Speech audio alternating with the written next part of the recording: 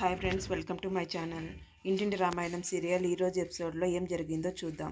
Akshay, Srikar, కమలు business పని మీద బయటకు వెళ్తుంటే మీ అన్నయ్య జతలో నువ్వు వెళ్ళడానికి వీల్లేదు అని శ్రేయ శ్రీకర్ని ఆపాలని చూస్తుంది. ఎంతమంది ఎన్ని రకాలుగా చెప్పినా వినిపించుకోదు. అయినా సరే శ్రీకర్ శ్రేయ మాటలు పట్టించుకోకుండా శ్రేయ పైన కోపడి అక్షయ్ వాళ్ళతో వెళ్ళిపోతాడు. తర్వాత అవని హాస్పిటల్లో ఉన్న అభిరామ్ను కలవడానికి వెళ్తుంది. పార్టీకి వచ్చిన వాళ్ళంతా మీకు తెలిసిన వాళ్ళే అయి ఉంటారు. పార్టీకి గ్రీన్ శారీ కట్టుకొని వచ్చిన వాళ్ళను ఎంక్వైరీ చేశారా అని అభిరామ్ అవనిని అడుగుతాడు.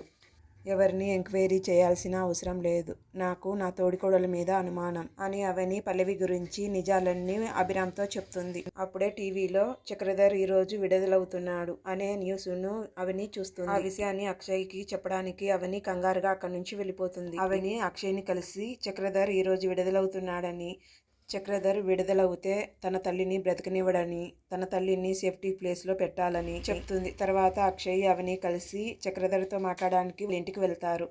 అప్పటికి చక్రధర్ ఇంకా ఇంటికి రాకపోవడంతో రాజేశ్వరి అవనిని అక్షయ్ని అవమానిస్తుంది. తర్వాత అవని అక్షయ్ తన తల్లి దగ్గరికి వెళ్తారు. అమ్మ నిన్నటి నుంచి కనిపించలేదని భరత్ చెప్పగానే అవని కంగారు పడుతుంది. అంతే ఫ్రెండ్స్, నాకెందుకో మీనాక్షి చక్రధర్ విడుదలవడానికి కారణమని అనిపిస్తోంది.